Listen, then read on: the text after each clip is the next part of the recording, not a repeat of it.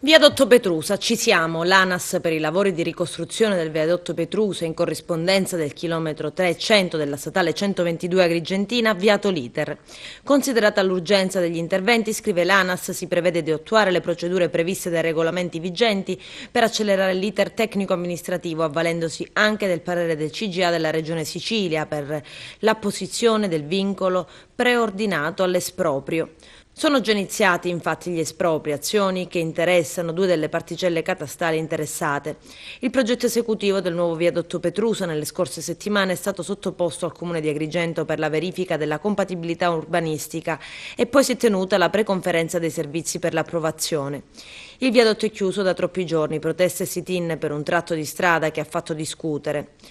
Il viadotto Petrusa, ha ricordato l'ANAS nell'avviso dell'avvio degli espropri, è stato demolito al fine di garantire lo standard di sicurezza che l'ANAS attua sulle strade di propria competenza. L'opera per il territorio di Agrigento è un collegamento di importanza strategica per garantire la continuità territoriale.